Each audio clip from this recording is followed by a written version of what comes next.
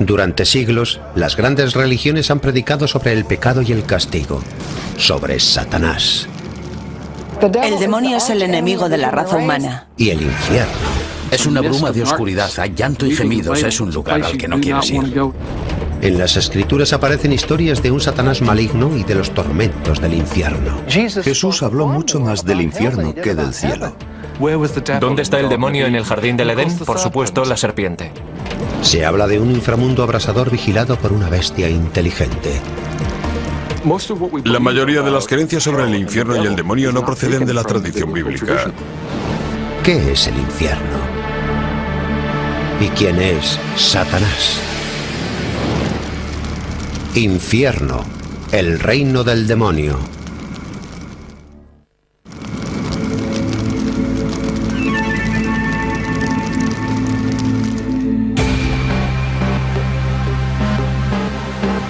En 1973, la película de terror El Exorcista impresionó al público con su vívido retrato de la posesión satánica y del exorcismo.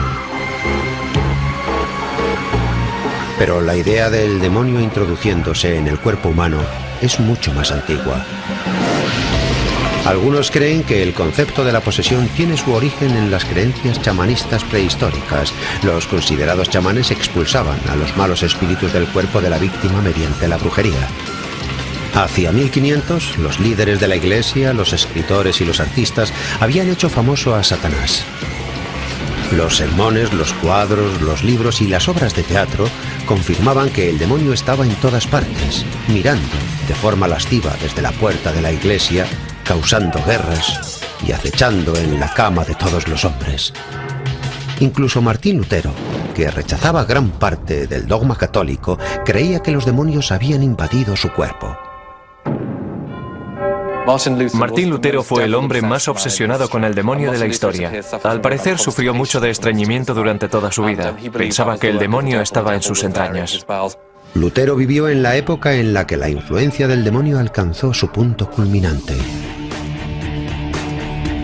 Desde el siglo XVI hasta comienzos del XVIII, las cazas de brujas cubrían Europa, enfrentaban a vecino contra vecino, a marido contra esposa.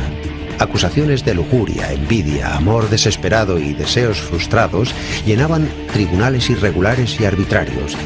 A las brujas se les consideraba agentes del demonio y estaban por todas partes.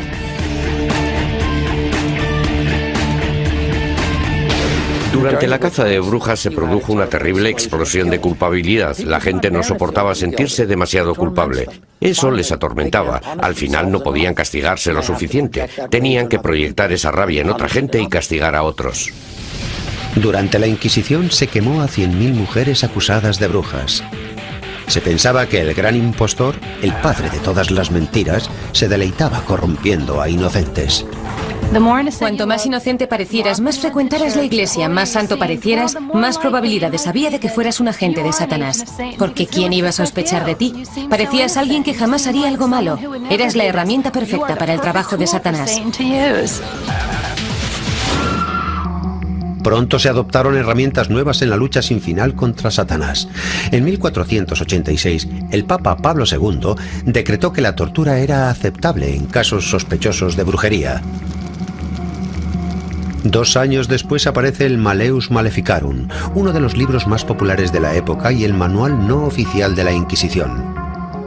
Recalcaba que las brujas estaban en connivencia con el demonio y ofrecía pistas para identificar a las culpables.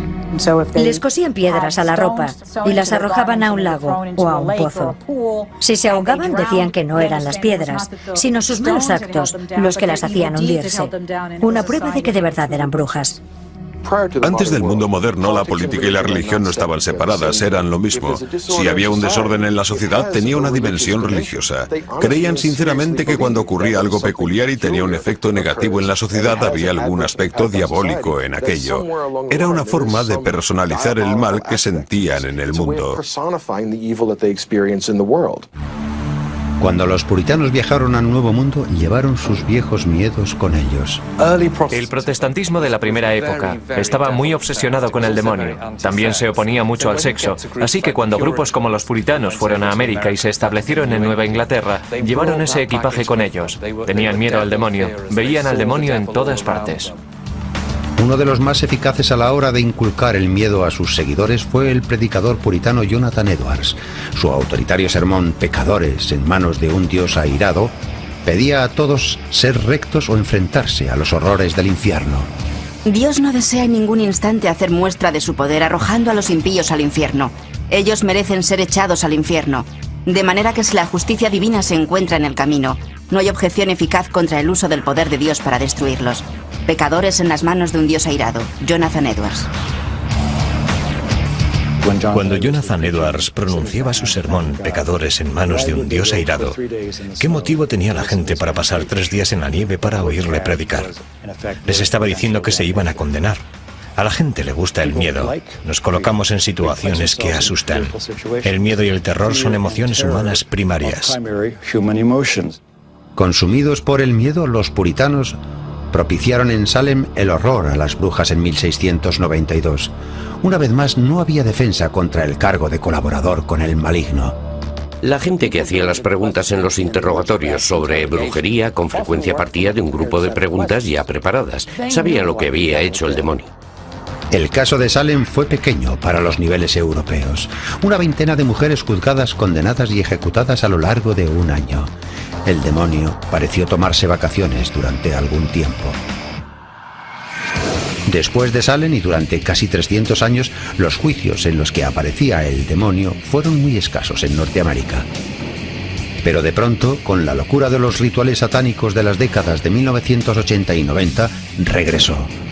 Cientos de padres y cuidadores fueron acusados en Gran Bretaña y los Estados Unidos de abusar de miles de niños en extraños rituales de brujería.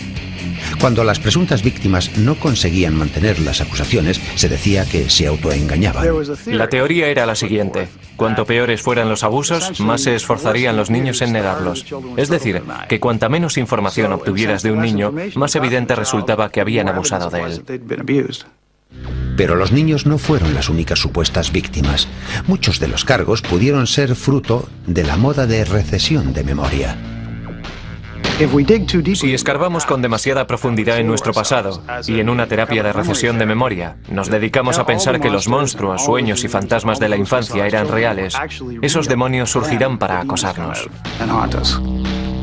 Algunos terapeutas drogaban e hipnotizaban a pacientes adultos, instándoles a que buscaran en sus recuerdos, buscando signos de abusos infantiles en cultos satánicos.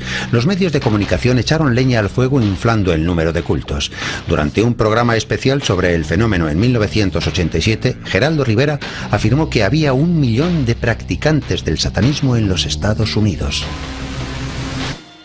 Pero después de investigaciones minuciosas de cientos de casos, el FBI encontró muy pocas evidencias de ritos satánicos. Ni cadáveres, ni sangre, ni huesos, ni restos de altares de ceremonia.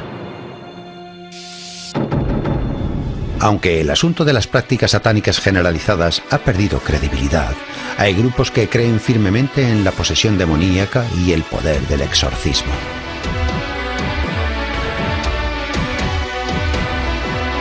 Begone, Satan, inventor and master of all deceit. Es una oración para curar, para liberar a una persona de algún tipo de fuerza maligna, personal o impersonal, que parece haberse apoderado de esa persona. El rito católico del exorcismo se basa en el relato del Nuevo Testamento de Jesús expulsando a los demonios. En la Edad Media la práctica se hizo muy popular. Pero el exorcismo católico nunca ha sido algo corriente. El Vaticano anunció un rito de exorcismo revisado, el primer cambio en el rito desde 1614.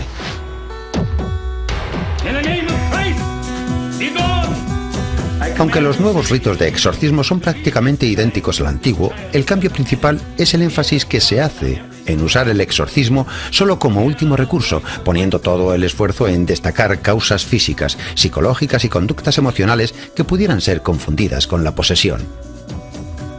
Los exorcismos son acontecimientos poco frecuentes. La película de 1973, El Exorcista, se basa en el rito católico del exorcismo y es una guía bastante fiable de lo que busca la Iglesia para determinar si hay posesión. El exorcista debe encontrar 4 tipos de conducta. Un individuo que posee fuerza sobrehumana, que muestra una reacción furibunda ante las cosas sagradas, que muestra conocimientos ocultos y que habla una lengua que normalmente no debería conocer.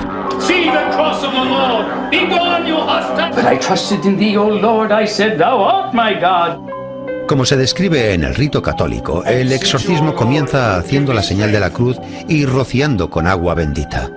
Se leen en voz alta una serie de oraciones, letanías y partes del Evangelio.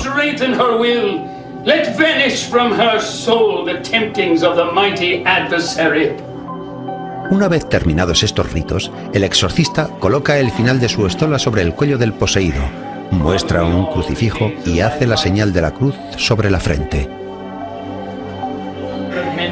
Si lo considera necesario, el exorcista ordena al demonio que salga de la persona poseída.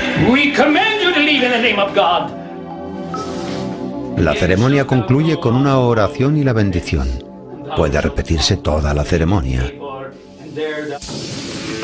El catolicismo no es la única fe cristiana que practica alguna forma de exorcismo.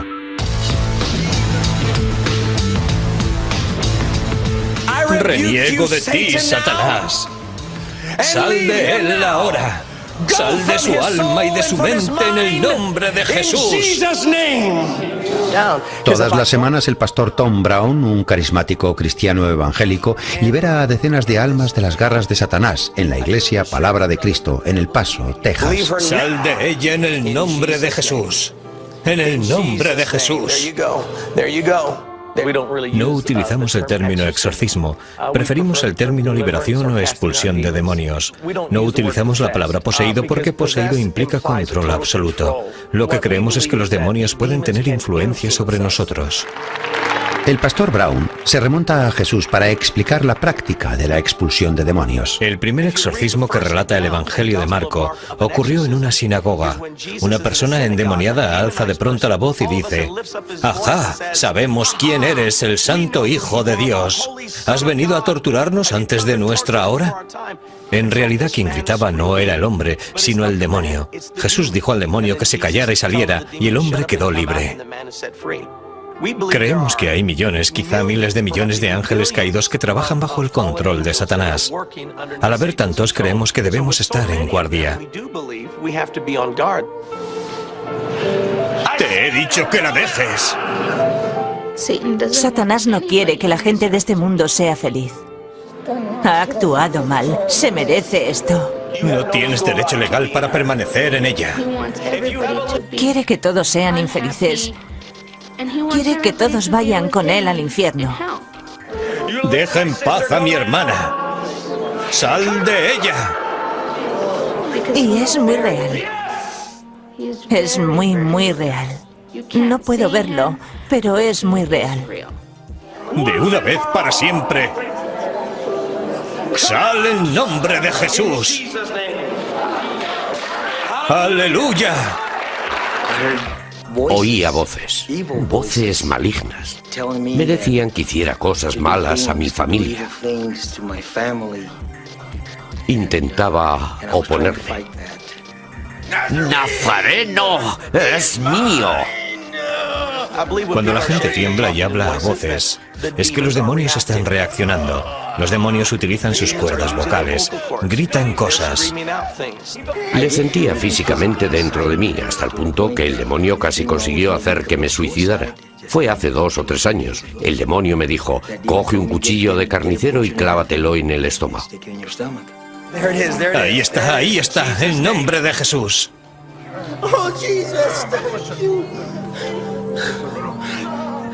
Me sentí aliviado. Me sentí iluminado. Me sentí libre de los espíritus que estaban dentro de mí.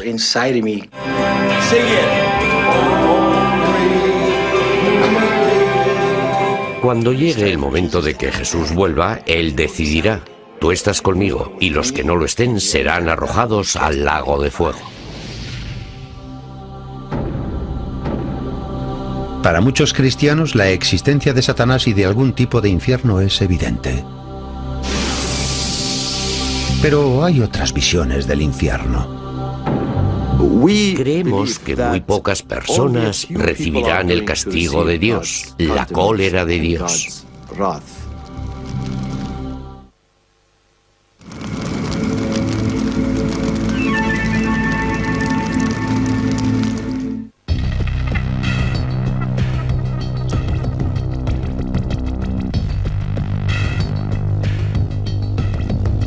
Durante siglos, los seguidores de las grandes religiones del mundo han lidiado con los conceptos de cielo e infierno. Si observa las imágenes de la otra vida y trata a todas con respeto, llega a la conclusión de que el ser humano siempre ha creído en una vida después de la muerte. ¿Qué puede significar esto? Creo que la gente mira a la otra vida como si fuera un espejo. Ven lo que es importante de ellos. El cristianismo, el islam y el judaísmo tienen puntos de vista distintos respecto a la otra vida. Islam significa sometimiento a la voluntad de Alá y no tiene elementos tan influyentes como lo es el demonio en el cristianismo. Sin embargo, tanto el cristianismo como el islam creen en la existencia del infierno.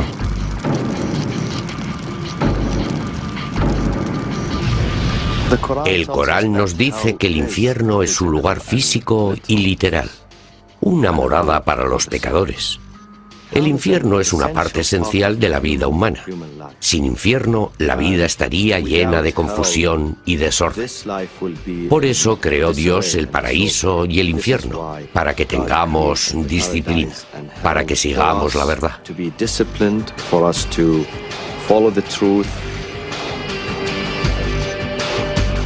Y cuando se le dice, teme a Alá, se apodera de él un orgullo criminal.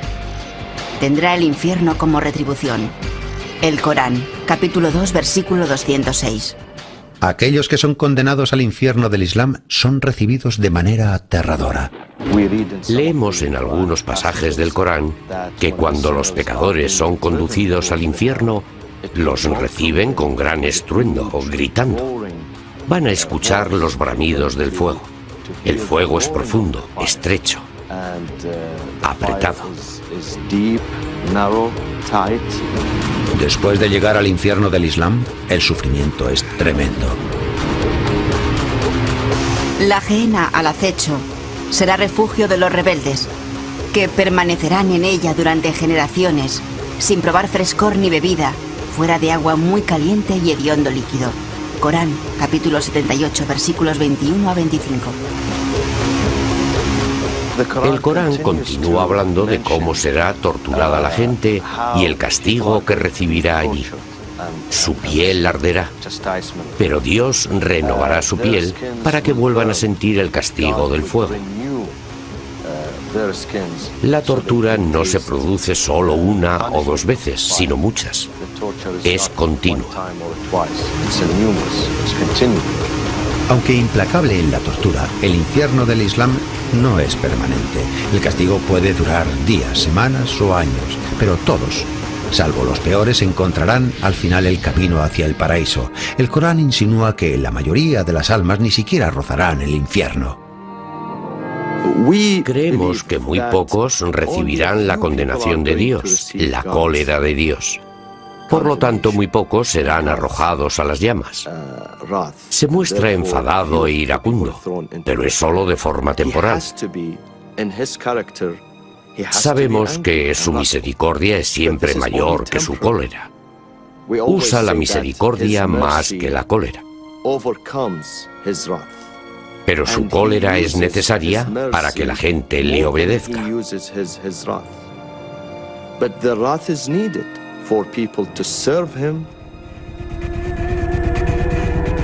Todas las creencias reconocen la existencia de un infierno físico. La Biblia hebrea no hace énfasis en la otra vida. En la actualidad no es raro encontrar por todo el mundo judíos conservadores y reformistas que dicen que los judíos no creen en el más allá. Creen que lo que se hace de bueno es lo que permanece cuando alguien muere. Somos recordados por nuestra familia.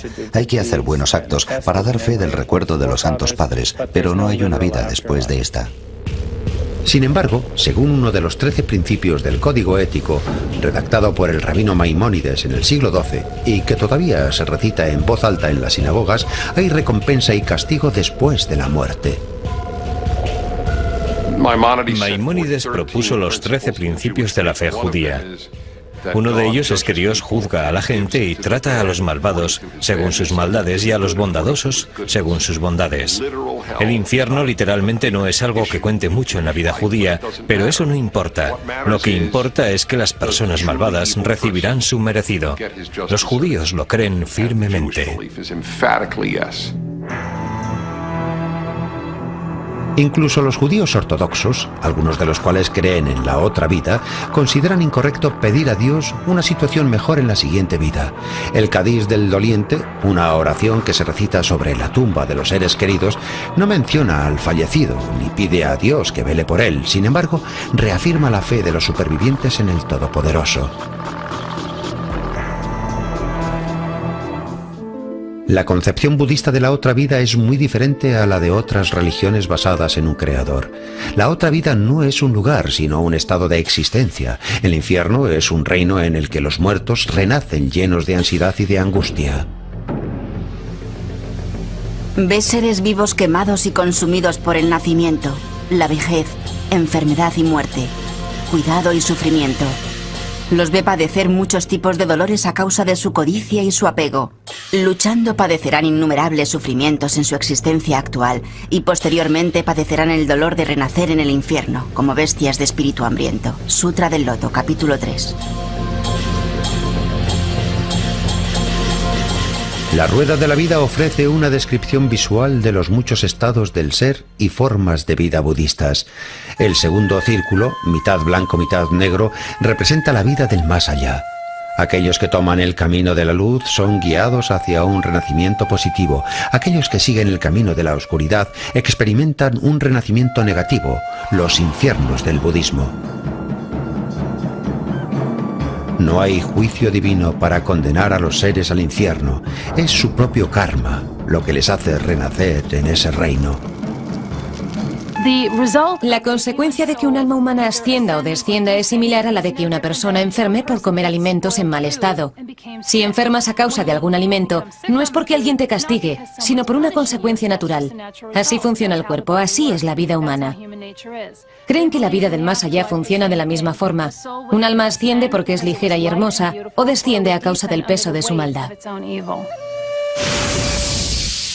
En el budismo chino hay muchos reinos del infierno.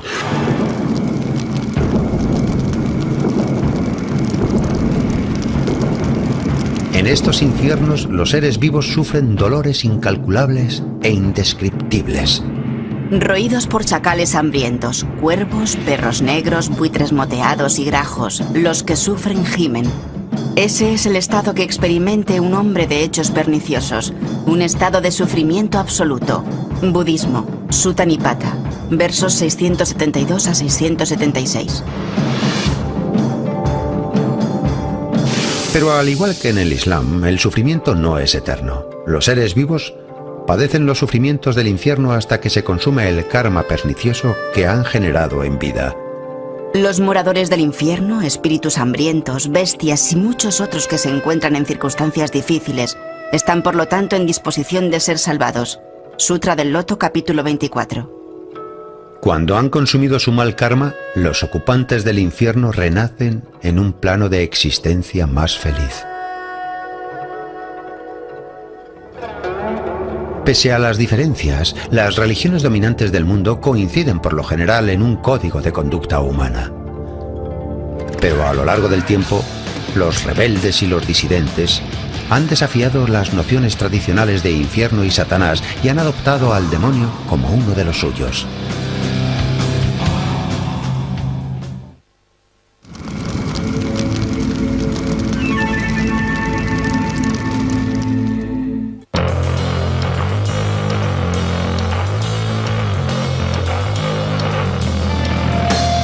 Rebeldes de todas las tendencias, se han situado a la sombra del demonio para expresar su desdén por la autoridad convencional.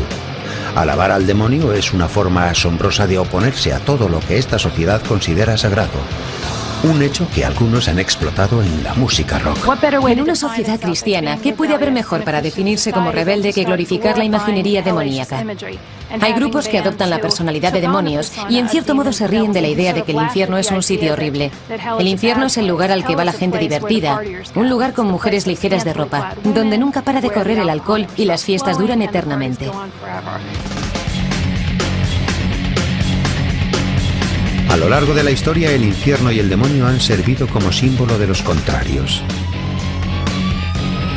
Norteamérica nació de una rebelión y unos pocos de sus grandes símbolos formaron coalición con el anfitrión del infierno. A finales de 1700, un grupo de ingleses formaron el primer Club del Fuego Eterno, una fraternidad dedicada a la bebida, el sexo y de vez en cuando a ridiculizar el cristianismo, mofándose de sus ritos sagrados. Los miembros se reunían en monasterios en ruinas para divertirse con misas negras y orgías de alcohol.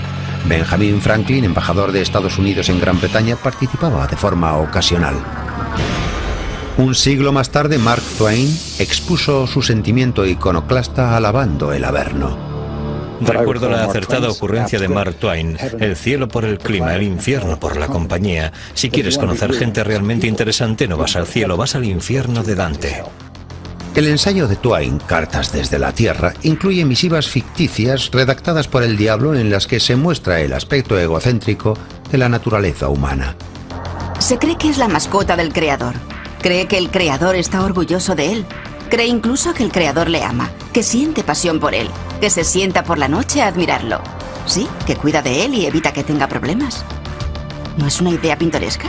Mark Twain, Cartas desde la Tierra. Escribiendo en la misma época que Twain, los poetas románticos ingleses adoptan al diablo como una forma poderosa de rechazar a la sociedad. William Blake dijo: un verdadero poeta es del partido del diablo, y consideraba el mayor pecado ignorar los impulsos del corazón. Como escribió William Blake en Matrimonio del Cielo y el Infierno, necesitamos los aspectos celestial y demoníaco del mundo, del alma, para tener una vida humana completa. Esto es profundamente anticristiano, profundamente antirreligioso. Los románticos convertían el arte en una especie de sustituto de la religión. Para Blake, el infierno era un reino de pasivos, almas espiritualmente muertas debido a su falta de creatividad. He aquí que una sombra de horror se eleva en la eternidad, desconocida, estéril, cerrada en sí misma y repugnante. ¿Qué demonio ha creado esta vacuidad abominable? Este vacío que envuelve el alma. William Blake, libro de Oricen. Hacia el siglo XX, incluso muchas iglesias habían minimizado los horrores del infierno. El gobernante del infierno, ausente con frecuencia de los púlpitos, encontró una segunda oportunidad en la cultura popular. Novelas y películas basadas en temas demoníacos arrastraban a gran cantidad de seguidores. Muchos niños que alcanzaron la mayoría de edad en la década de 1950 tuvieron sus primeras experiencias de literatura con libros de historietas situadas en un mundo infernal. Historietas de horror como Guarida del Miedo y Cuentos de la Cripta se hicieron tan populares que el Congreso investigó el fenómeno. Existía auténtico miedo de que los niños pasaran demasiado tiempo con esas criaturas fantasmagóricas de otro mundo. Temían que eso estaba envenenando la generación futura. Bersen, un doctor alemán famoso, decía que leer libros de historietas era totalmente destructivo para la psique. Decía que iban a dar origen a una generación de personas completamente desequilibradas, incapaces de mantener relaciones aceptables y de funcionar dentro de la sociedad. En la actualidad, rebeldes de todo tipo adoptan la imaginería infernal para indignar a los defensores de lo establecido. Una de las razones de que los ángeles del infierno usen esos símbolos es que hacen que otras personas se enfaden. Quieren que las demás personas se enfaden. Quieren que el resto de la gente tenga miedo de ellos.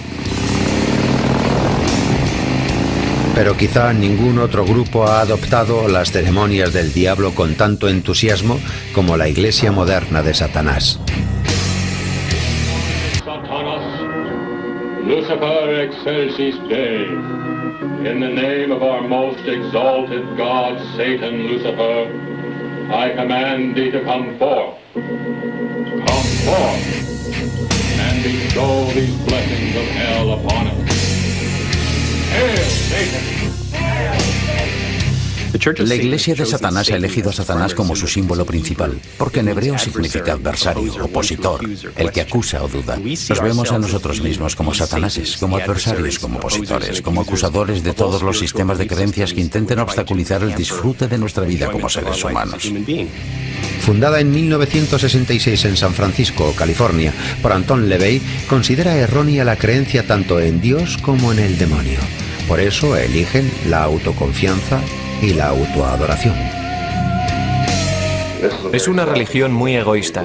Creemos en la codicia, creemos en el egoísmo, creemos en los pensamientos lujuriosos que motivan al hombre, porque son sentimientos naturales del hombre. Si vas a ser un pecador, sé el mejor pecador del barrio. Si vas a hacer algo malo, hazlo. Date cuenta de que estás haciendo algo malo y disfruta de ello.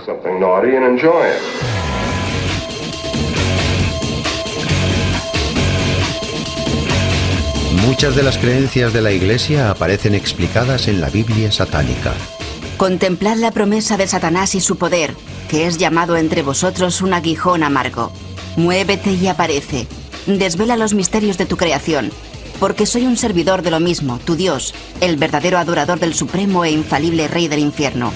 Biblia satánica, clave 13ª. El rito principal de la Iglesia de Satanás es la Misa Negra, un rito muy teatral para mofarse de las ceremonias sagradas de la tradición cristiana.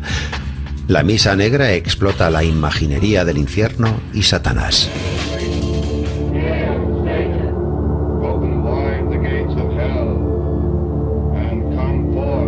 Hemos elegido conscientemente el uso de la palabra Satanás debido a su valor teatral. Nos sentimos atraídos por el símbolo de Satanás. Disfrutamos de lo que se podría considerar el lado oscuro de la existencia. Hace poco, los productores de Canal Historia consiguieron autorización para asistir a una misa negra moderna, un acontecimiento que ha visto muy poca gente que no pertenezca a la Iglesia de Satanás. En el satanismo practicamos rituales mágicos. A la cámara de ritos le llamamos cámara de descompresión intelectual. En ella dejamos de pensar y de racionalizar. Entramos en una sala oscura e iluminada con velas. Nos liberamos de nuestras emociones como forma para eliminar aquello que pueda dificultarnos realizar el tipo de cosas que queremos hacer.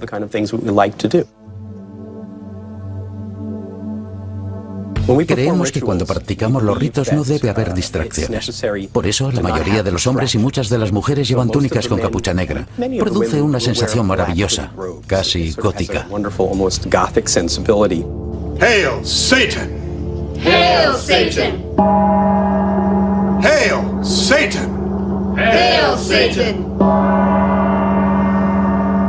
Hail, Satan! Siguiendo la tradición de su fundador Anton LaVey, la misa negra moderna tiene una gran carga sexual. El satanismo reconoce que sentimos amor y lujuria. Es algo natural en el animal humano. Así que si buscas pareja, debes realizar un rito de lujuria. Las mujeres se visten a veces con ropa que estimula sexualmente a los hombres, porque, como sabemos, los hombres son muy fáciles de estimular por la vista. El rito de destrucción también forma parte de la ceremonia. Hacemos a los demás lo que ellos nos hacen a nosotros. Si alguien nos hace daño, creemos firmemente que tenemos derecho a vengarnos de esa injusticia. La venganza forma parte de nuestra filosofía. Tenemos un rito de destrucción, cuya finalidad es eliminar cualquier tipo de odio que pueda surgir en nosotros porque alguien nos ha hecho daño. The mighty voices of my vengeance smash the stillness of the air and stand as monoliths of wrath upon a plain of writhing serpents. Si alguien te ha hecho daño, puedes hacer un muñeco de esa persona y clavarle agujas o clavos o romperlo en pedazos. Eso es el corazón del rito de destrucción, la eliminación de la persona que te ha hecho daño. I see your remaining days as nothing but a quiet, tedious collection of hours. You will find no new love. You are lost. Every day will be the same. You may as well have never have lived at all.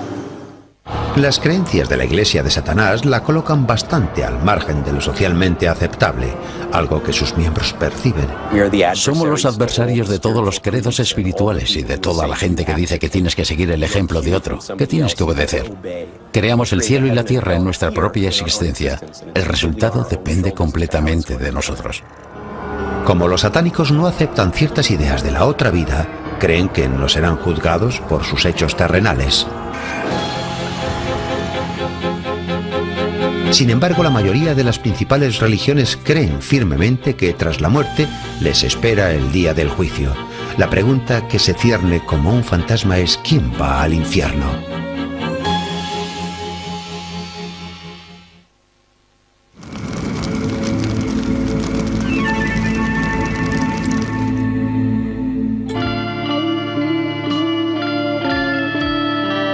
La historia del infierno y Satanás es larga y complicada.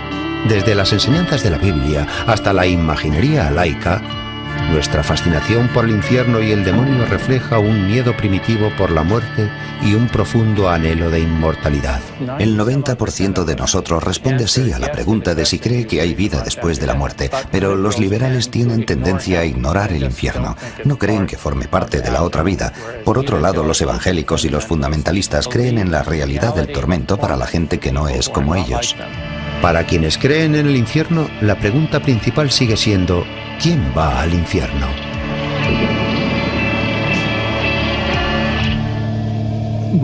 Realmente no sabemos quién va al cielo y quién al infierno. Algunos cristianos, por ejemplo, en la tradición ortodoxa rusa, albergan la esperanza de que al final todo el mundo se salvará, incluido el demonio, incluido Satanás. Pero ese es uno de los grandes misterios. Es una de las preguntas de las que no conocemos la respuesta.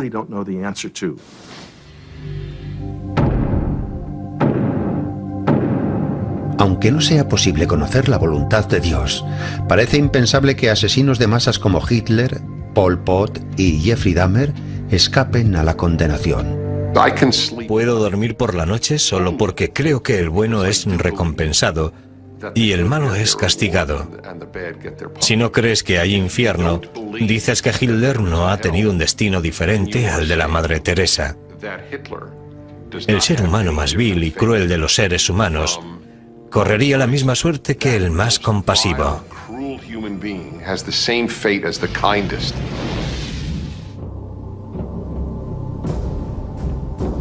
La lógica de nuestra mente sugiere que si Dios es justo, si hay rectitud, si hay algún tipo de justicia básica en la vida, es preciso que haya un juicio y que haya una recompensa. Incluso aquellos que están de acuerdo en que hay un día del juicio discrepan en el significado de ir al infierno.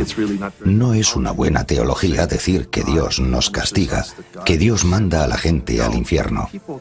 Si la gente va al infierno es porque en algún momento de su vida toma la decisión de que no necesita vivir en relación con Dios. La realidad de un juicio final, en el que se separará a justos de pecadores, es una verdad cristiana básica. Eso implica que hay infierno. Pero, ¿en qué consiste exactamente? ¿Qué significa? Es un debate abierto desde el siglo I. Si me preguntan que si quiero creer en el infierno, respondo que no. No quiero creer en el infierno, quiero que todo el mundo vaya al cielo. Pero negar el infierno es negar a Dios. Lo dice la Biblia. Es negar a Jesús, aquel a quien yo sigo. Es negar las Escrituras. Ancha es la puerta y espacioso el camino que lleva a la perdición, y muchos son los que entran por ella, porque estrecha es la puerta y angosto es el camino que lleva a la vida, y pocos son los que la hallan. Mateo capítulo 7, versículos 13 y 14. Los fundamentalistas consideran las palabras de Jesús como un recordatorio aleccionador de que la mayoría de las almas caminan hacia la condenación. Creen que aquel que no acepte a Jesús como su salvador personal está condenado. Jesús dijo: Yo soy el camino, la verdad y la vida. Nadie llega al Padre si no es por mí. Jesús lo es todo. El día del juicio, el juez será Jesucristo. Esta es la pregunta cuando veas que el juez es Jesús. ¿A qué religión te gustaría pertenecer? En décadas recientes, los católicos y muchas denominaciones protestantes han revisado sus interpretaciones de las Escrituras y las han hecho menos restrictivas, abriendo las puertas del cielo a un público más amplio. El Vaticano II dice muy claramente que aquellos que practican las otras grandes religiones del mundo e incluso aquellos que no tienen religión, pero que se esfuerzan por vivir según los dones que Dios ofrece a todo el mundo, pueden salvarse. Las grandes religiones del mundo están de acuerdo en que la esencia del infierno, el núcleo de su sufrimiento, es la completa separación de Dios, y los textos sagrados de cada fe invitan incluso a los más perversos de entre nosotros a unirse a la redención. Deje el impío su camino, y el hombre inicuo sus pensamientos, y vuélvase a Jehová, el cual tendrá de él misericordia, y al Dios nuestro, el cual será amplio en perdonar. Isaías, capítulo 55, versículo 7. No importa que seas un asesino en el corredor de la muerte. No importa que hayas cometido múltiples asesinatos, que hayas robado o violado. Todo pecado, cualquier pecado puede ser perdonado cuando acudes a la cruz y planteas la muerte de Jesús para que Dios perdone tus pecados.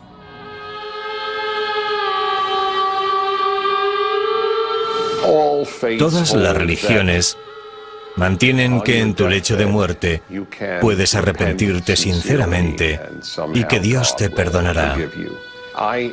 No me gusta demasiado la idea de que puedas dedicarte a torturar niños toda tu vida y arrepentirte un minuto antes de morir. Creo que si pasas tu vida haciendo el mal, siendo cruel, pagarás un precio por ello.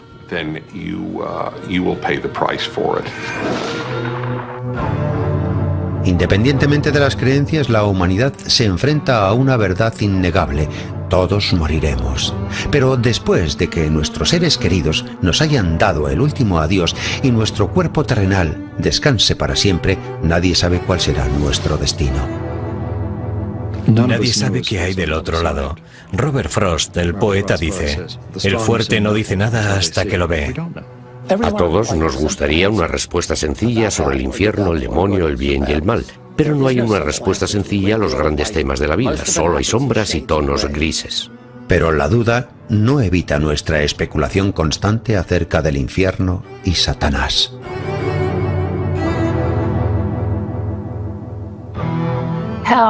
El infierno es la confirmación definitiva del libre albedrío. Si no hubiera infierno, Dios estaría diciendo: no me importa lo que quieras, no me importa que me odies. Estarás conmigo para siempre, haz lo que quieras.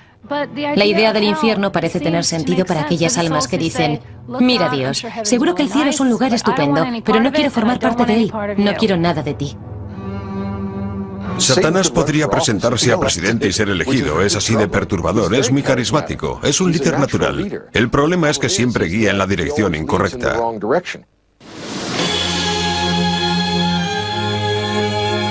Redactada a lo largo de siglos, la historia de Satanás y el infierno parece ser reescrita por cada generación. El infierno es un proyecto de construcción compartido. Se basa en historias contadas por algunos de los mejores narradores de la historia. Satanás está aquí para quedarse. La idea de Dios, el hombre y el demonio permanecerá entre nosotros mientras la gente tenga anhelos que no pueda realizar y cosas a las que tema. Muchos norteamericanos están dispuestos a decir que el infierno es un engaño. Si examinas la historia del infierno, descubres que puede que sea un engaño, pero un engaño muy complejo. Es una historia larga, importante y muy aleccionadora.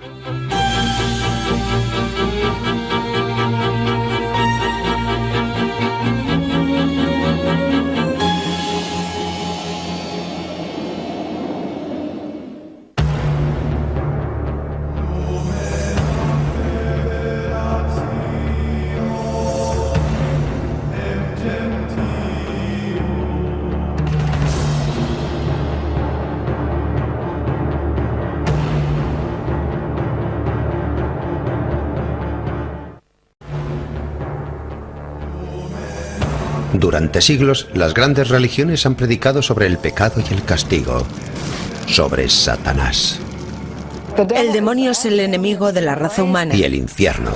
Es una bruma de oscuridad, hay llanto y gemidos, es un lugar al que no quieres ir. En las escrituras aparecen historias de un Satanás maligno y de los tormentos del infierno. Jesús habló mucho más del infierno que del cielo. ¿Dónde está el demonio en el jardín del Edén? Por supuesto, la serpiente. Se habla de un inframundo abrasador vigilado por una bestia inteligente. La mayoría de las creencias sobre el infierno y el demonio no proceden de la tradición bíblica. ¿Qué es el infierno? ¿Y quién es Satanás? Infierno, el reino del demonio. En las últimas décadas, muchas personas han relatado experiencias próximas a la muerte. Una experiencia perceptiva consciente que ocurre durante momentos muy próximos a la muerte. La mayoría describen como un viaje tranquilo, en el que son guiados a través de un túnel bañado con luz brillante. Pero unos pocos han experimentado algo mucho más aterrador. Aseguran haber viajado a un mundo lleno de tormentos. Creen que han ido al infierno y regresado. Era peor que cualquier cosa que haya podido imaginar o ver en una película de terror. En 1985, Howard Storm, de 38 años, viajaba por Europa cuando de pronto sufrió un colapso debido a una perforación de estómago. Acudió rápidamente al hospital. Su estado empeoró con rapidez. Los médicos me dijeron que me quedaban unas 5 horas de vida. Aquella noche, Howard perdió la conciencia. Mientras se deslizaba hacia la muerte, Storm cree que abandonó su cuerpo. Voces misteriosas le llamaron y las siguió por el pasillo. Había bastantes personas, hombres y mujeres, todos adultos. Resultaba muy difícil verlas.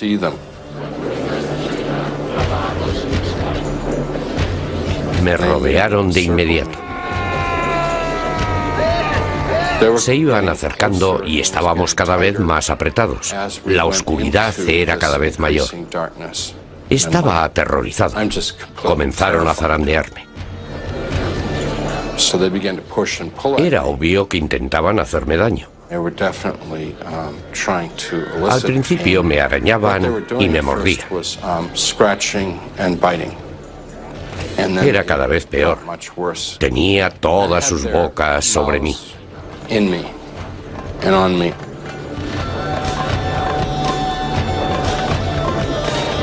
Yo gritaba y me defendía. Pese a que no era un hombre religioso, Storm dice que repitió las oraciones que había aprendido de niño en la escuela dominical. La gente que me rodeaba no soportaba que se mencionara a Dios. Se ponían muy violentos y nerviosos. Así que grité con toda la fuerza de que fui capaz. Jesús, por favor, sálvame. Vino hasta mí, me tocó, me elevó, me sanó, me llenó de amor y me abrazó. A los pocos minutos reanimaron a Howard Storm, que se recuperó después de la operación. Pero su vida cambió por completo debido a lo que cree que vio. Era como la puerta del infierno, la entrada del infierno. La gente tiene que saber que se está jugando su destino eterno justo ahora, hoy, en este momento. La muerte, la gran igualadora. A lo largo del tiempo, la gente de todo el mundo ha creído que la vida dura más allá de la tumba. Las religiones modernas ofrecen diferentes versiones de una vida después de la muerte. La mayoría de ellas tienen dos puntos en común. Vivir acorde con los mandatos de Dios lleva a un más allá positivo, a un cielo. Una vida asociada al mal lleva a un más allá negativo, a un infierno. Recompensa y castigo en la otra vida va intrínsecamente unido a la creencia en un Dios bueno. Si crees que Dios es bueno, crees por definición que hay recompensa y castigo después de esta vida. Pero ¿cuál es la dureza del castigo? ¿Es el infierno un lugar físico, un estado de sufrimiento? ¿Existe? Todos sentimos culpa y por lo tanto todos necesitamos tormento. Y en este sentido todos necesitamos el infierno. Si no creemos en él, encontramos la forma de crearlo. La Biblia dice que el infierno es un lugar, porque es el lugar al que Dios envió al demonio y a sus ángeles. Y es el lugar en el que dijo Jesús que vivirán algún día aquellos que renieguen de él. El infierno es, por supuesto, una metáfora. Es un concepto mitológico. Significa vivir sin relación alguna con Dios, relación que es el gran regalo de la vida humana. El infierno puede que sea algo simbólico. Me refiero a que la gente no se quema en parrillas durante el tiempo que sea, pero su simbolismo es muy importante. La mayoría de las creencias cristianas mantienen que hay una fuerza poderosa que nos atrae hacia el mal y que vigila el infierno. A este poder, a esta personalidad, se la identifica casi siempre con el demonio. Es algo que se apodera de la libertad humana y corrompe por completo la capacidad de la gente para elegir el bien. Lo llamamos demonio. Lo llamamos el maligno. Durante los últimos 2000 años se ha descrito al demonio como el gran adversario de Dios, aquel que puede conducirnos a la condenación eterna. Dios intenta decirnos qué ocurre en la vida del hombre. El demonio viene a probarnos y tentarnos. Intenta que maldigamos a Dios. Dios quiere que la gente le siga porque así lo eligen. No quiere robots. Quiere que pongamos nuestra fe en Él, que elijamos vivir obedeciéndole. Quizá el demonio nos da la oportunidad de poder hacer esa difícil elección. Cuando el resto de las palabras, el resto de las ideas modernas complejas fallan, recurrimos al demonio, porque es la única forma de expresar con palabras nuestro terror, nuestra confusión, nuestra incertidumbre, nuestro miedo. A lo largo del tiempo el demonio ha recibido muchos nombres. La bestia, el impostor, el padre de todas las mentiras. Y el infierno se ha imaginado de formas innumerables. Esas ideas comenzaron a tomar forma hace mucho tiempo, antes incluso de que Jesús caminara sobre la tierra.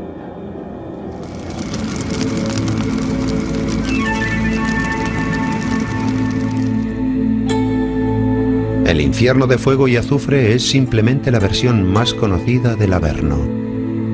De los hombres de Neandertal a los del siglo XXI, de los desiertos de Mesopotamia a las islas de Grecia, la humanidad ha creado imágenes sorprendentemente similares de un más allá desagradable, retrato de nuestra imaginación más oscura. En el antiguo Egipto estaban obsesionados por la idea de la inmortalidad. Construyeron tumbas complicadas para proteger el cuerpo físico. Un alma para alcanzar la nueva vida debía primero superar grandes terrores. Lagos de llamas, desiertos terribles, cocodrilos voraces. El más allá, según los egipcios, era un mundo increíblemente complejo que debía ser atravesado. Cuando una persona moría, debía atravesar 7 puertas diferentes para poder llegar a la auténtica vida del más allá. El libro egipcio de los muertos lista los hechizos secretos y los complicados rituales necesarios para orientarse en ese laberinto sobrenatural. Los egipcios fueron los primeros en creer que las almas serían juzgadas después de la muerte. Aquellos que atravesaban, que cruzaban al inframundo, aparecían ante el dios Osiris para ser sometidos al juicio final. A los justos se les concedía la vida eterna. Los indignos eran devorados por un monstruo espantoso llamado Amut. Una de las primeras descripciones del cielo evoca una criatura horripilante que devora a los condenados. Es una de las imágenes más antiguas y permanentes del infierno. El infierno boca. Una persona no va al infierno para que su alma se consuma. No es un lugar al que vayan de forma pasiva, al que estén destinados a ir, sino algo que se alza y los reclama, que los lleva a sus entrañas para someterlos a los horrores que hay dentro de él. Un destino igual de nefasto esperaba a los seguidores de Zoroastro, un profeta del siglo VI a.C. El zoroastrismo dominó Europa y Oriente Medio durante casi un milenio. Según sus mitos, el juicio rápido e inexorable de los muertos se producía sobre el estrecho puente Simba. Se trata de un puente peligroso. Es muy estrecho. Las personas buenas sobreviven al puente, lo cruzan, porque sus cuerpos y sus almas son ligeros. Los pecadores, las personas malas, no lo cruzan porque su cuerpo es pesado. Pierden el equilibrio y caen del puente. caen en los fosos del infierno en llamas, en el castigo eterno. El zoroastrismo se vio pronto ensombrecido por las enseñanzas de un nuevo profeta. Al final, los discípulos de Cristo, los apóstoles del amor, contribuyeron también a definir el infierno de la condenación eterna.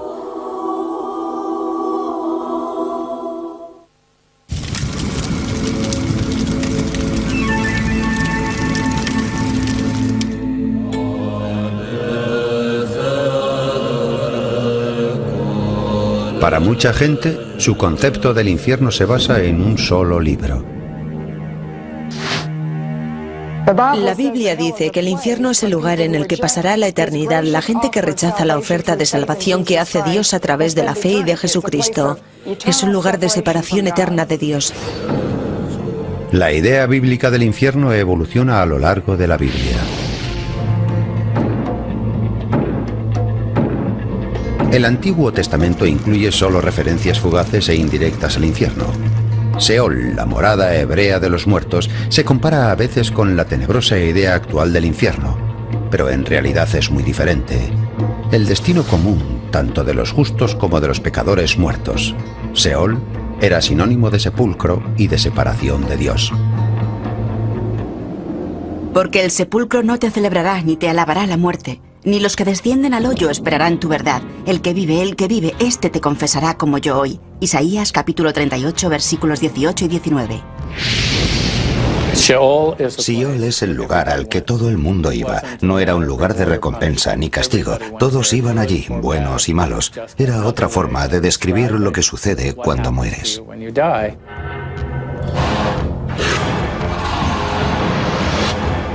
La palabra Seol no aparece en el Nuevo Testamento. Sin embargo, la Biblia hace referencia a Hades. En la mitología griega, Hades es tanto el nombre del dios de los muertos como de sus dominios. Sobre esta piedra edificaré mi iglesia y las puertas de Hades no prevalecerán contra ella. Mateo capítulo 16, versículo 18. Pero los eruditos asignan el mismo significado a Seol que a Hades, el reino de la muerte, no un lugar de tormento. La primera referencia clara de la Biblia al infierno como castigo aparece en el libro de Daniel. Y muchos de los que duermen en el polvo de la tierra serán despertados, unos para la vida eterna y otros para vergüenza y confusión perpetua. Daniel capítulo 12, versículo 2. Pero hasta el Nuevo Testamento el infierno no encuentra su lugar en la Biblia. La enseñanza de Jesús hace que la mirada del hombre se aleje de lo mundano y se dirija hacia una relación sin límites con Dios. En los Evangelios Jesús proclama un mensaje de redención, pero también avisa de las consecuencias del pecado. Y si tu ojo te fuere ocasión de caer, sácalo. Mejor te es entrar al reino de Dios con un ojo, que teniendo los dos ojos ser echado al fuego del infierno, donde el gusano de ellos no muere y el fuego nunca se apaga. Marcos capítulo 9, versículos 47 y 48. Jesús habló del infierno más de lo que habló del cielo. Supongo que eso implica la necesidad urgente de avisar a la gente de que a menos que haga algo al respecto, acabará en el infierno.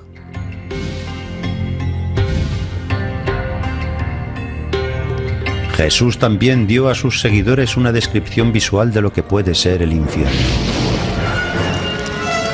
A las afueras de Jerusalén estaba Jena, un tóxico vertedero de basura donde se quemaban los desechos. En los Evangelios, Cristo emplea a Jena como una metáfora del fuego que nunca deja de arder.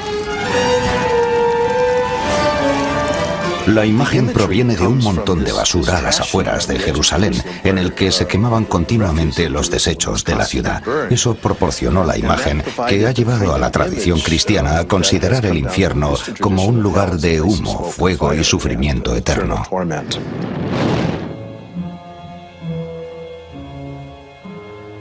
Se presenta como el peor lugar posible, el que causa más dolor con el fuego que no se consume, un lugar terrible. Aunque la Biblia hace relativamente pocas alusiones abiertas al infierno, lo hace de forma muy gráfica en algunos pasajes. Y los echarán al horno de fuego. Allí será el lloro y el crujir de dientes. Mateo capítulo 13, versículo 42. Apartaos de mí, malditos, al fuego eterno preparado para el diablo y para sus ángeles. Mateo, capítulo 25, versículo 41. Pero pese a todas las torturas descritas en la Biblia, muchos teólogos sostienen que el mayor sufrimiento descrito en la Biblia proviene de la separación eterna de Dios. En llama de fuego para dar el pago a los que no conocieron a Dios ni obedecen al Evangelio de nuestro Señor Jesucristo, los cuales serán castigados de eterna perdición por la presencia del Señor y por la gloria de su potencia. Segunda Tesalonicenses, capítulo 1, versículos 8 y 9. Probablemente el significado más básico del infierno es la separación de Dios. En realidad de eso se trata todo, la privación, la ausencia siempre de la presencia de Dios. Sin embargo, aquellos que interpretan las Escrituras de forma literal creen que el infierno es un lugar físico y que la Biblia ofrece pistas sobre su localización. Y abrió la tierra su boca y tragólos a ellos. Descendieron vivos al abismo y cubriólos la tierra. Números, capítulo 16, versículos 32 y 33. El infierno se encuentra en mitad de la tierra. Dios creó ese lugar para el demonio y sus ángeles. Jesús nos lo dice. La descripción bíblica de los sufrimientos del infierno termina con una breve nota en el libro de la Revelación, una historia apocalíptica sobre el fin del mundo y el juicio final. Y el diablo que los estaba extraviando fue arrojado al lago de fuego y azufre, donde ya estaban tanto la bestia salvaje como el falso profeta. Y serán atormentados día y noche para siempre jamás. Revelación capítulo 20, versículo 10. Creo que en las Escrituras muchas de las descripciones del infierno son alegóricas. La Biblia describe el infierno como un lago. Un lago es cambiante, ondulante, nunca es igual, no es estable. El infierno es un lugar de enorme inestabilidad, donde sientes que las cosas cambian continuamente y nada es igual.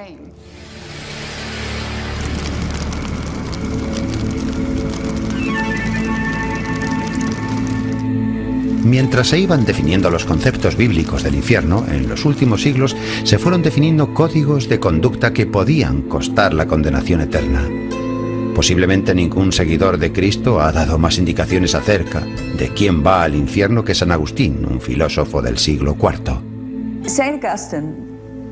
San Agustín pensaba que para apreciar la gracia de ser salvado, debes saber que la mayoría de la gente que conoces seguramente será condenada. San Agustín llevó durante sus primeros años una vida de borracheras y disipación. Desesperado por su juventud perdida, anhelaba encontrar el sentido de la vida. En las Confesiones, Agustín dice que pese a haber razonado todo lo que puede, no consigue dar el salto a la fe religiosa. Se encontraba en un estado de casi locura, se arrancaba el pelo, corría de un lado a otro intentando superar la falta de fe religiosa.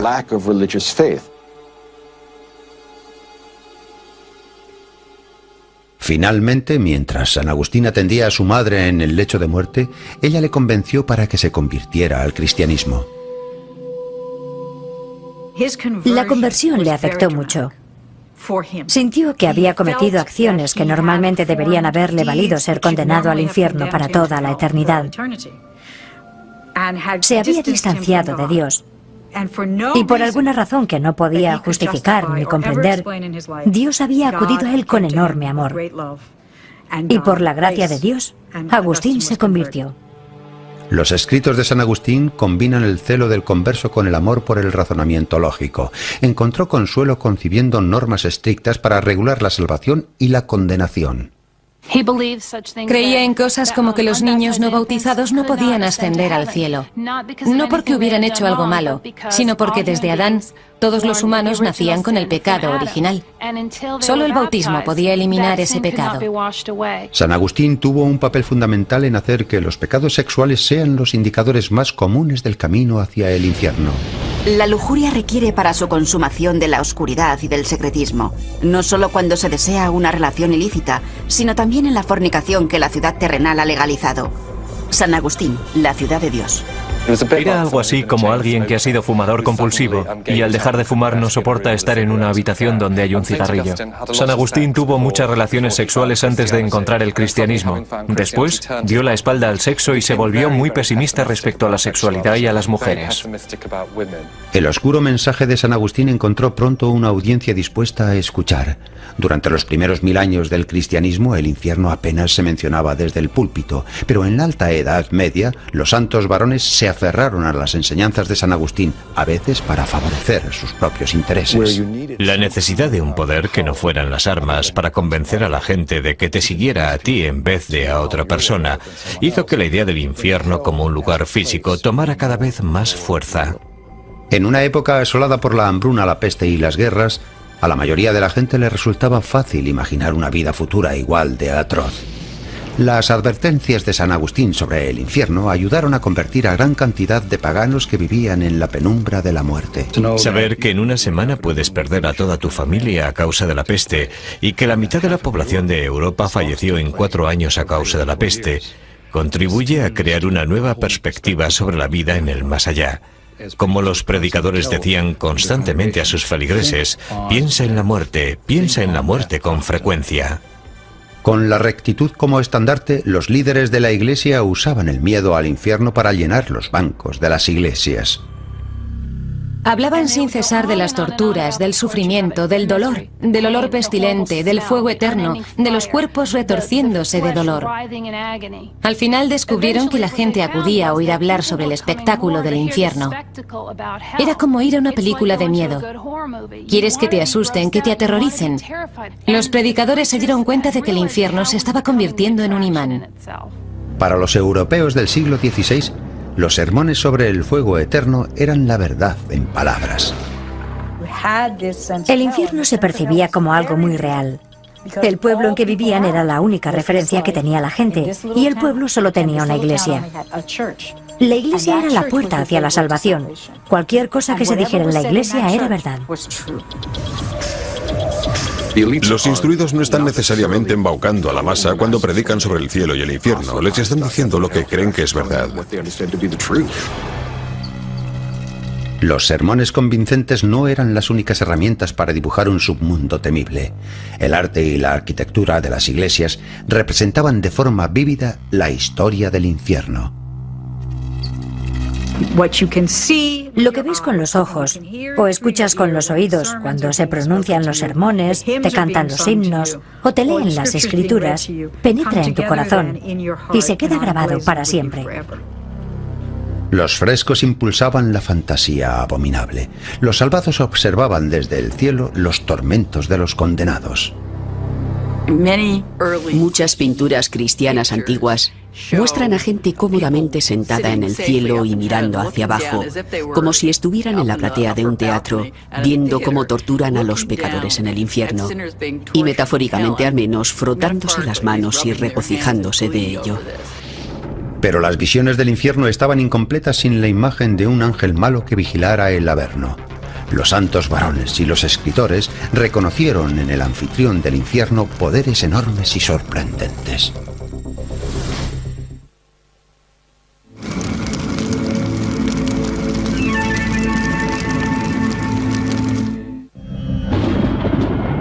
Durante siglos el infierno y Satanás han estado intrínsecamente unidos. Según la tradición cristiana, el demonio, además de ocuparse del infierno, nos incita a que nos unamos con él allí. El camino más rápido hacia el infierno es seguir en la tierra los antojos del demonio. La presencia del diablo y sus tentaciones me ofrecen la oportunidad de elegir entre el bien y el mal, de elegir entre caer en la tentación o resistir y ser obediente a la palabra de Dios. El demonio tiene muchos antecesores. Las creencias antiguas estaban plagadas de un sinfín de espíritus, ángeles, fantasmas y duendes. Hay dos deidades que prefiguraron la imagen del demonio: Seti, el dios carmesí egipcio del inframundo, y Pan, el dios de la mitología griega, mitad hombre, mitad animal con pezuñas, que dominaba el deseo sexual. La percepción del Satanás moderno comenzó a forjarse en los pasajes de la Biblia. En el Antiguo Testamento, el demonio era una figura enigmática y de escasa importancia, no un cerebro del mal. Pero los primeros cristianos, celosos de propagar la noticia de Jesús como Mesías, usaron a Satanás para sus propósitos. Advirtieron de la maldad del demonio y lo descubrieron en escrituras en las que nunca antes se había visto. Los escritores de literatura apócrifa se dedicaron a desmenuzar el libro del Génesis intentando encontrar en él pruebas del demonio. En la Biblia hebrea, la serpiente del jardín del Edén es simplemente una serpiente. Eso cambió. Miraron al jardín del Edén y pensaron, ¿qué salió mal con Adán y Eva? ¿Dónde estaba el demonio en el Edén? Por supuesto, la serpiente. El nacimiento bíblico metafísico del demonio se describe en el libro de la Revelación. Lucifer, portador de luz, era uno de los ángeles más hermosos y beatíficos de Dios, pero su orgullo desmedido llevó a Lucifer a desafiar a Dios. La Biblia cuenta que Lucifer decidió en su corazón que quería ser como Dios. De hecho, quería ser Dios, quería ascender al trono. Lucifer y sus ángeles guerreros se enfrentaron al ejército de Dios comandado por el arcángel San Miguel. De modo que fue arrojado el gran dragón, la serpiente original, el que es llamado Diablo y Satanás, que está extraviando a toda la tierra habitada. Fue arrojado abajo a la tierra y sus ángeles fueron arrojados abajo con él. Revelación, capítulo 12, versículo 9. Hubo una batalla, hubo una pelea, hubo un enfrentamiento, hubo un juicio. Y Dios dijo, no puedes seguir aquí arriba. No te puedo utilizar como los demás. Y lo desterró a la tierra. A Lucifer le acompañaron en su exilio una legión de ángeles guardianes, un tercio de los mejores de la corte celestial de Dios. Le fue concedido el dominio sobre el infierno desde donde fragua la venganza por su caída en desgracia. Sabe que jamás podrá recuperar su antigua grandeza, que jamás podrá dañar a Dios. Pero es como un humano. Si tienes un vecino grande y fuerte, puede que evites meterte con él, pero cuando no mire, quizá des una patada a su perro. Cuando va tras un alma humana, lo hace para ajustar cuentas con Dios. La habilidad de Satanás para embaucar a almas humanas fue mejorada por los seres humanos. En el siglo VI, se imbuyó al demonio de poderes arrolladores, colocando a su puerta los 7 pecados capitales. Si observamos los 7 pecados capitales, vemos que lo que hacía Gregorio era rechazar el mundo. Todo lo que le gustaba a la gente, como no trabajar, comer mucho o divertirse, se consideraba obra del diablo. Los 7 pecados capitales se convirtieron en el instrumento mediante el cual la Iglesia cristiana prácticamente condenaba al mundo y se colocaba en contra de este. Cualquier acto mundano se consideraba obra del diablo. Cualquier cosa espiritual era obra de Dios. A medida que se desarrollaba la biografía del demonio, fueron apareciendo imágenes suyas en piedra y vidrio en catedrales magníficas. Las imágenes de las catedrales medievales de Satanás con cuernos y cola y la de Satanás con forma de serpiente tentando a Eva en el árbol de la ciencia del bien y del mal son conceptos medievales cristianos y provienen todos de la imaginería. En el siglo X, la bestia había adquirido formas monstruosas. Dominaba el arte religioso. Aparecía con miles de disfraces grotescos y terribles. Vestido de negro, el color de la oscuridad, la noche y el mal. Los colores del demonio cambiaron durante su recreación renacentista. Si estás muy alejado de Dios, estás en la oscuridad. No estás cerca de la luz, no estás cerca del calor, estás en el frío eterno. En el frío eterno te pones azul. Así que comenzamos a ver al diablo representado como mitad humano, mitad animal, o completamente animal, pero azul oscuro.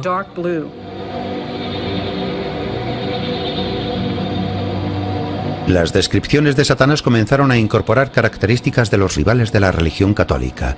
Está en juego la salvación eterna y a cualquiera que se oponga a la Iglesia se le califica como amigo de Satanás. Las imágenes del demonio se mezclan con caricaturas de judíos con nariz larga y aguileña. En los relatos de los evangelios, los judíos dudan de la historia del sepulcro vacío. Eso es considerado demoníaco. Los judíos se convierten en el símbolo de la gente que duda de la verdad del cristianismo y por eso se les considera demoníacos. Se acusa de la peste a aquellos que hicieron negocios con los judíos. En 1236 el Papa Gregorio IX condenó el Talmud, el libro sagrado de los judíos, por ser de inspiración satánica. Los cristianos, desconcertados por el hábito musulmán de bañarse con frecuencia, apodaron templos del demonio a las casas de baño musulmanas. Se considera demoníaco a todo el mundo. Si no estás en el seno de la Iglesia cristiana haciendo lo que quiere la cristiandad, eres un servidor del demonio. La Iglesia de los primeros tiempos fue fundamental para moldear la imagen tanto de Satanás como del infierno, pero con la llegada del Renacimiento, dos poetas superaron sus demonios personales para crear una visión nueva del infierno, una visión que ha llegado hasta nuestros días.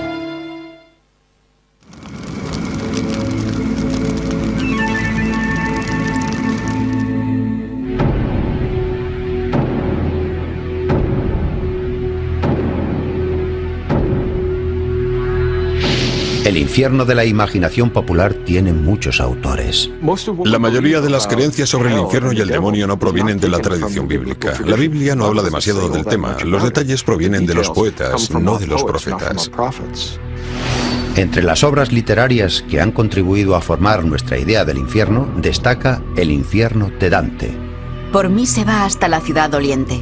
Por mí se va al eterno sufrimiento. Por mí se va a la gente condenada. Dejadlos que aquí entráis toda esperanza. El infierno, canto 3.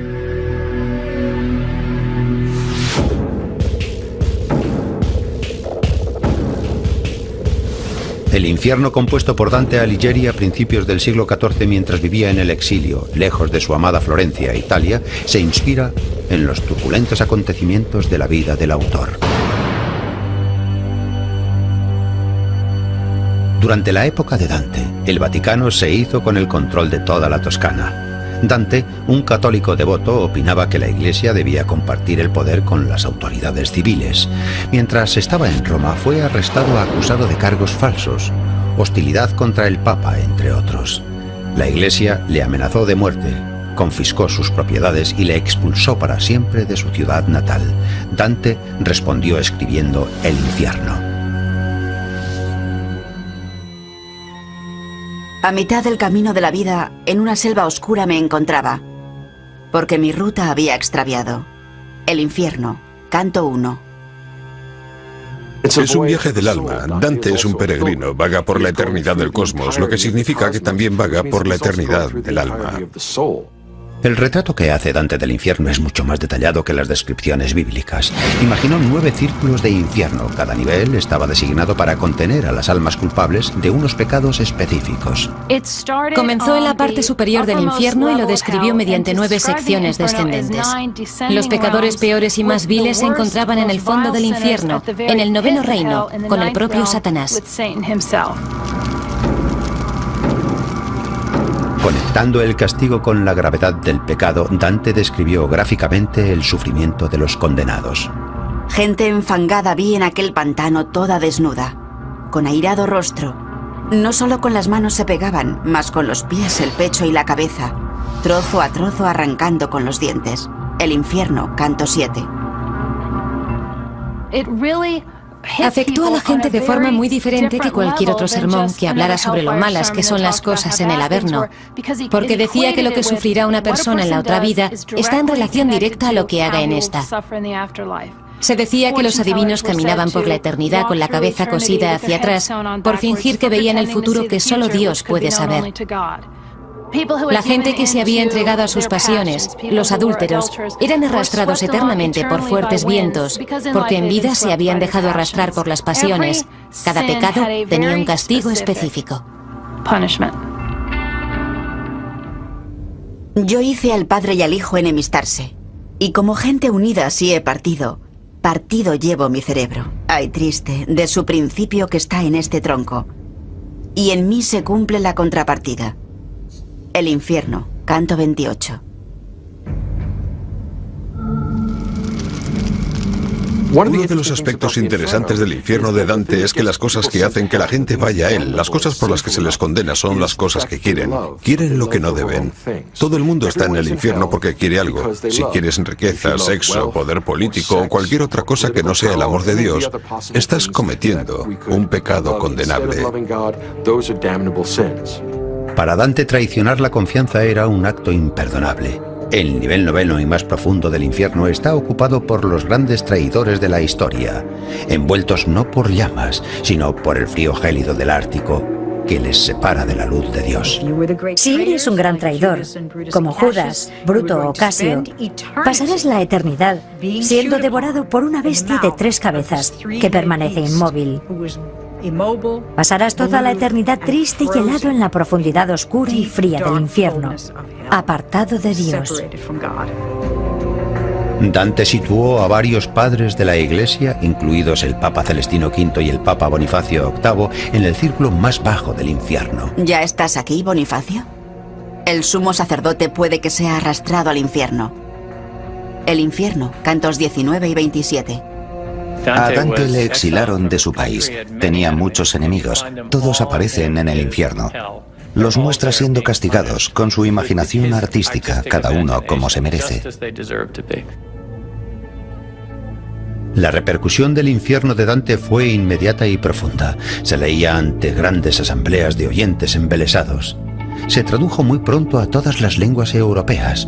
Los artistas italianos se deshicieron los clichés trillados y comenzaron a pintar el infierno de Dante. Dante consigue poner en forma narrativa una forma de pensar sobre lo sublime, una forma de pensar sobre lo divino. El lenguaje con que describe el infierno es una especie de taquigrafía, una caricatura. Intenta hablar de la posibilidad moral, acerca de cómo puede ser la vida humana. Dante había traspasado las visiones simplistas del infierno mediante una visión metafórica grandiosa. Transformó el infierno en una historia actual de hombres esforzándose por comprender el mundo.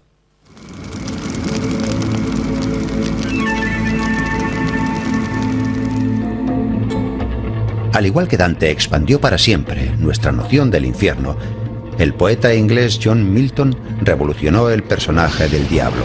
Milton elevó a Satanás a emperador del lado oscuro, una fuerza inmensamente poderosa para el mal. Es un señor de la guerra. El resto de los mafiosos que están por debajo de él le rinden pleitesía. Su ego es enorme, su individualismo tremendo. Durante su época estudiantil, en la década de 1620, Milton soñaba con crear un poema épico de las dimensiones de la Ilíada o la Odisea, pero su idealismo juvenil sucumbió bajo la pena por la muerte de 2 esposas, 2 hijos y la enfermedad que le dejó ciego. 20 años después de perder la vista, Milton volvió a la lucha para crear su obra maestra, El Paraíso Perdido. El espíritu vive en sí mismo. Y en sí mismo puede hacer un cielo del infierno o un infierno del cielo, el paraíso perdido. Su perspicacia se abre y se hace más aguda debido a su falta de visión externa. Es una visión interior que mira no hacia el mundo que nos rodea, sino hacia su alma, hacia su psique. Ahí es donde encuentra a Satanás y ahí es donde encuentra a Dios. El Paraíso Perdido vuelve a contar la caída de Lucifer del cielo. En esta versión, Satanás es un héroe romántico al que pierde su orgullo. La historia comienza pintando un paisaje dramático del infierno. Los ángeles rebeldes derrotados están desmoralizados hasta que Lucifer los alienta. Aquí podremos reinar con seguridad, y para mí reinar es ambición digna, aun cuando sea sobre el infierno, porque más vale reinar aquí que servir en el cielo, el paraíso perdido.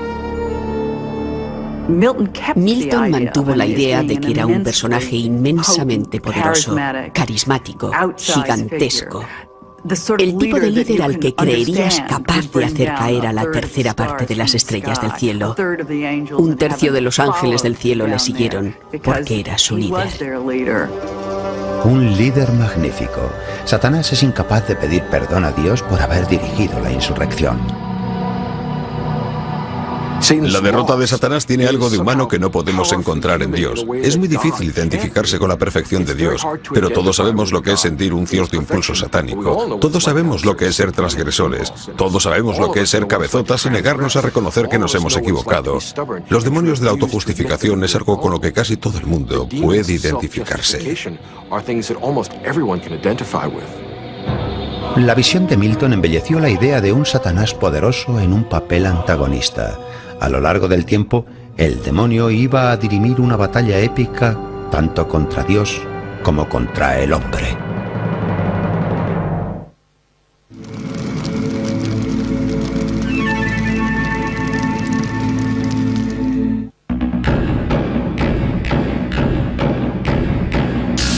Desde el comienzo de los tiempos, el hombre y Dios se han enfrentado al maligno.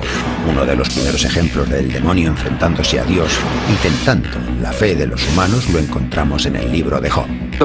El libro de Job reconoce que hay otras fuerzas, otros poderes que en cierto modo están bajo el control de Dios. Pero Dios no es la causa del mal, aunque sea el Señor del universo. Dios tiene el control sobre todo, pero la causa del mal es Satanás, el tentador. Es él quien hace que el mal aparezca. En las Escrituras, Dios alardea ante Satanás de la rectitud de su fiel servidor Job. Satanás replica diciendo que Job reverencia a Dios solo por la riqueza y prosperidad que le ha concedido. En el libro de Job, Satanás es un miembro de la corte celestial que pone a prueba a los seres humanos. Satanás desafía a Dios diciendo que si le hace sufrir, Job renegará del Todopoderoso. Mas extiende ahora tu mano y toca todo lo que tiene, y verás si no te blasfema en tu rostro. Job, capítulo 1, versículo 11. Satanás dice que el hombre solo es bueno porque espera recompensa, y Dios dice que no es cierto. El demonio replica, pongámosles a prueba. Satanás hace una apuesta con Dios, es algo profundamente diabólico. ¿Qué puede ser más vano que apostar en contra de Dios? ¿Qué posibilidades tienes de ganar? Cero. Así que ¿por qué iba a hacer alguien una apuesta así? Solo para hacer el mal por el mal. Dios permite que Satanás haga caer sobre Job catástrofes terribles. La única restricción es que no puede hacer daño físicamente a Job. En un día, Job pierde sus posesiones materiales. Satanás también arrebata a Job su familia.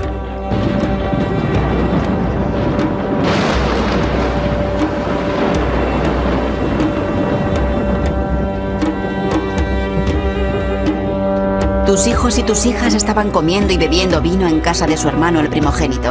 Y he aquí un gran viento que vino del lado del desierto e hirió las 4 esquinas de la casa, y cayó sobre los mozos y murieron.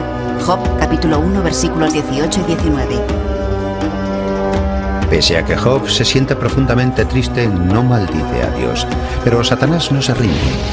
Asegura que Job sucumbirá si le aplica un tratamiento más duro. Dios accede a hacer la prueba siempre que se respete la vida de Job. Satanás cubre a Job de forúnculos de pies a cabeza. Finalmente Job se queja a Dios por su desgracia. Diré a Dios, no me condenes. Hazme entender por qué pleiteas conmigo. ¿Parécete bien que oprimas, que deseches la obra de tus manos y que resplandezcas sobre el consejo de los impíos? Job, capítulo 10, versículos 2 y 3.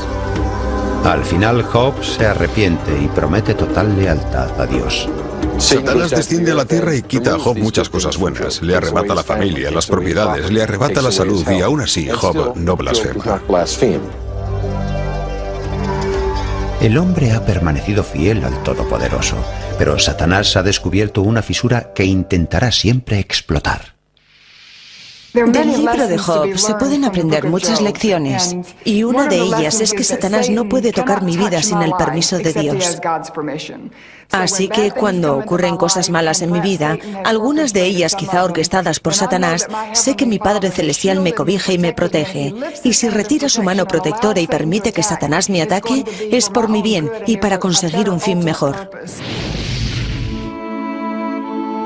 En este caso, Dios permite a Satanás que haga caer la desgracia sobre Job, y en el libro de Mateo el demonio pone a prueba al Hijo de Dios.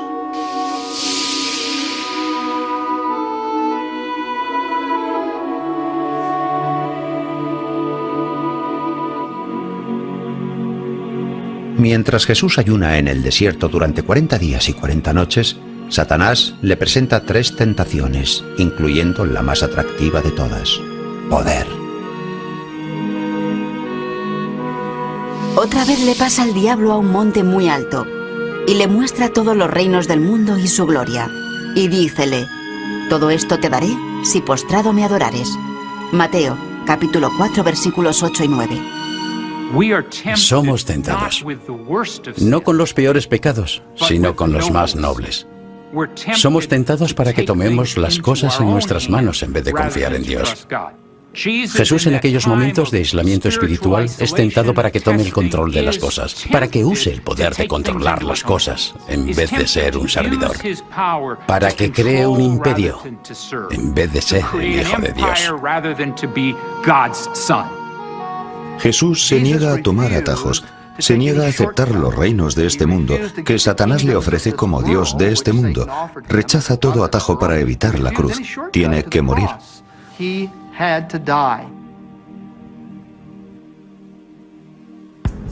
Un texto cristiano sugiere que Jesús descendió al infierno después de su muerte.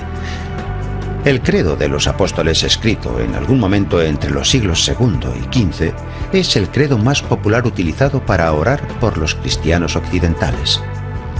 Padeció bajo el poder de Poncio Pilato, fue crucificado, muerto y sepultado. Descendió a los infiernos, al tercer día resucitó. La mayoría de los eruditos interpreta que este pasaje significa no que Jesús descendiera a enfrentarse a Satanás, ni a llevar a los condenados, sino que más bien viajó a Seol, sepulcro, para liberar a las almas de los justos que habían ido al reino de los muertos. Después de su muerte en la cruz, Jesús, en el sentido espiritual, fue a Seol, donde se encontraban los santos del Antiguo Testamento, para anunciarles que gracias al sacrificio supremo, sus pecados habían sido perdonados.